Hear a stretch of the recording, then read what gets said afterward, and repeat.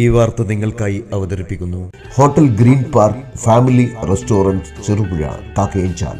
ഛത്തീസ്ഗഡിൽ നിരപരാധികളായ കന്യാസ്ത്രീകളെ അകാരണമായി അറസ്റ്റ് ചെയ്ത് ജയിലിലടച്ച സാഹചര്യത്തിൽ രാജ്യത്താകമാനം കക്ഷി രാഷ്ട്രീയ ഭേദമന്യേ പ്രതിഷേധം കത്തിജ്വലിക്കുന്ന സാഹചര്യത്തിൽ പാടിയോട്ടിച്ചാൽ LDFിന്റെ ആഭിമുഖ്യത്തിൽ പ്രതിഷേധ പ്രകടനവും പൊതുയോഗവും സംഘടിപ്പിച്ചു. ചടങ്ങിൽ ലോക്കൽ സെക്രട്ടറി K. പ്രഭാകരൻ സ്വാഗതവും ഏരിയ കമ്മിറ്റി അംഗം CV നളിനി അധ്യക്ഷതയും ജില്ലാ കമ്മിറ്റി അംഗം P. ശശി ഉദ്ഘാടനവും നിർവഹിച്ചു. CPI local secretary C. Padmanabhan, Kerala Congress നേതാവ് Asainar Aravanchal, CPM area committee member P. Sajikumar തുടങ്ങിയവർ പ്രസംഗിച്ചു.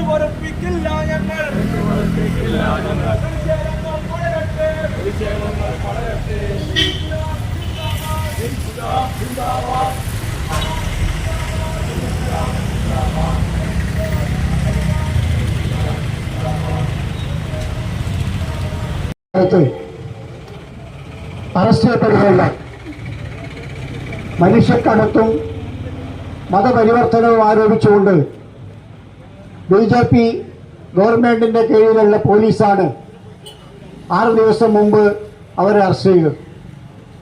അവരെ അറസ്റ്റ് ചെയ്തത് മാത്രമല്ല, ജാമ്യം കിട്ടാത്ത വകുപ്പുകൾ ചേർത്തുകൊണ്ട് മനുഷ്യക്കടത്ത് എന്ന വകുപ്പ് പിന്നീട് ചേർത്തുകൊണ്ട് അവരെ ജയിലിലടക്കുകയാണ് ചെയ്തിട്ടുള്ളത്.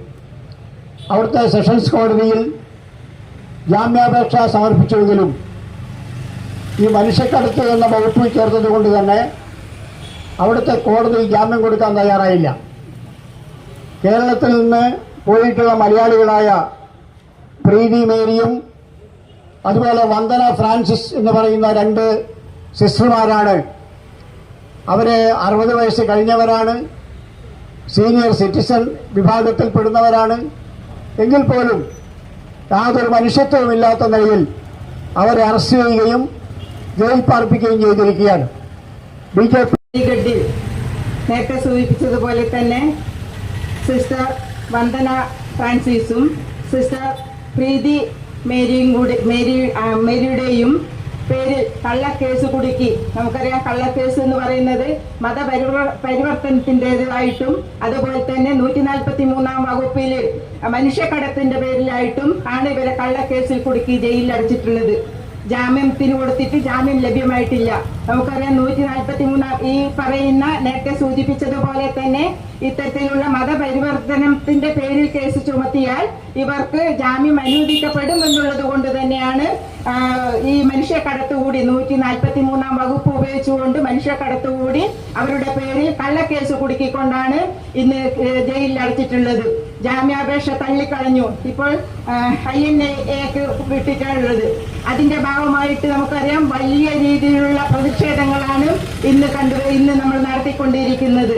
നമുക്കറിയാം, 2 പെൺകുട്ടികൾ, ഇവർ ആഗ്രയിലെ ഫാത്തിമ ആശുപത്രിയിൽ ജോലി ചെയ്യുന്ന ഇവർ 2 പെൺകുട്ടികളെ അവിടെ പണിക്ക് നിർത്തിയതിന്റെ ഭാഗമായിട്ട് അവരെ കൂട്ടി വരുന്നതിന് അവരുടെ കുടുംബാംഗങ്ങളടക്കം സമ്മതത്തോടു കൂടിയാണ് കൂട്ടിക്കൊണ്ടുവരുന്നതിന് വേണ്ടി പോയിട്ടുള്ളത്.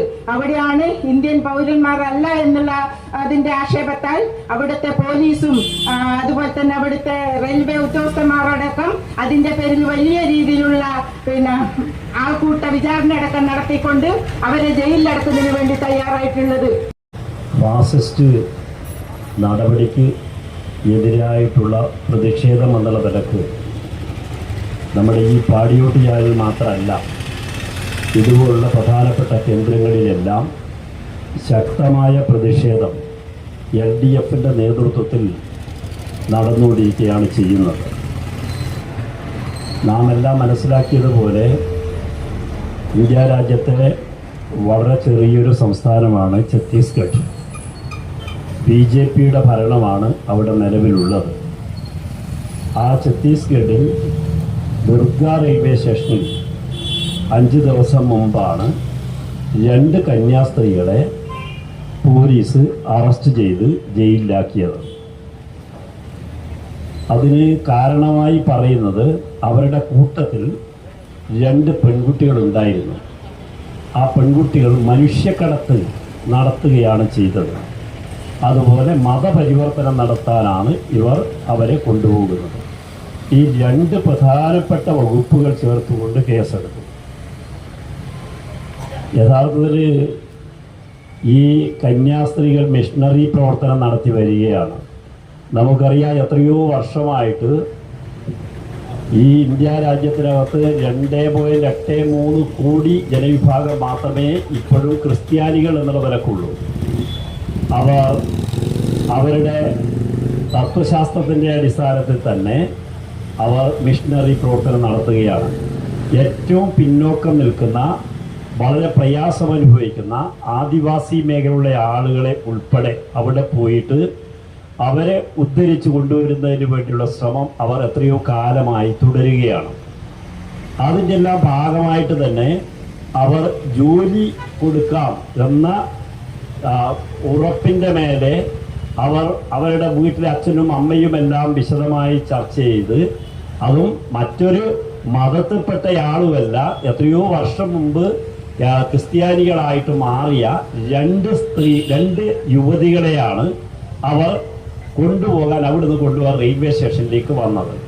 ആ റെയിൽവേ സ്റ്റേഷനിലേക്ക് വന്ന സന്ദർഭത്തിൽ സ്വാഭാവികമായിട്ട് പോലീസ് വിളിച്ച് ചോദ്യം ചെയ്യുന്നല്ല ചെയ്യുന്നത്.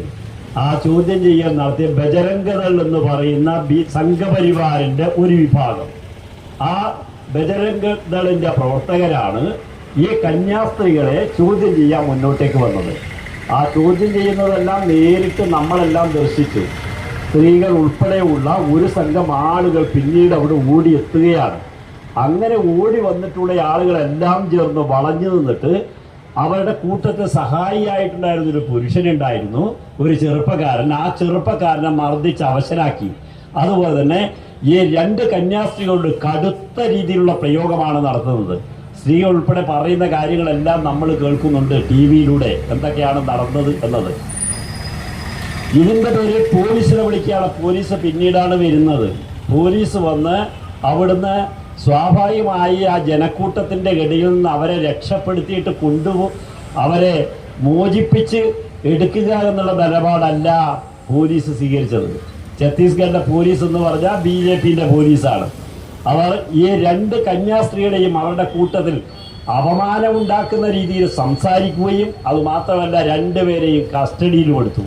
ആ കസ്റ്റഡിയിലെടുത്ത 2 പേരെയും ജയിലിൽ പാർപ്പിച്ചു. സ്വാഭാവികമായിട്ട് അറസ്റ്റ് ചെയ്ത് പോലീസ് സ്റ്റേഷനിൽ വെച്ചിട്ട് കോടതിയെ ഹാജരാക്കി ജയിലിലാക്കി കഴിഞ്ഞാൽ സ്വാഭാവികമായിട്ട് പിന്നീട് തൊട്ടടുത്ത നടപടി ജാമ്യം എടുക്കല്ലാതെ വേറെ ഒരു മാർഗവുമില്ലല്ലോ. കഴിഞ്ഞ 3 ദശാബ്ദക്കാലമായി രുചിയുടെ ലോകത്ത് പെരുമതീർത്ത് ചെറുപുഴയിൽ പ്രവർത്തിച്ചു വരുന്ന ഹോട്ടൽ ഗ്രീൻ പാർക്ക് കാക്കയഞ്ചാലിൽ അത്യാധുനിക സൗകര്യങ്ങളുടെ വിശാലവും വിപുലവുമായ സജ്ജീകരണത്തോടെയും നിങ്ങളെ സ്വാഗതം ചെയ്യുന്നു. Hotel green park family restaurant, Cherupuzha, Kakkayanchal.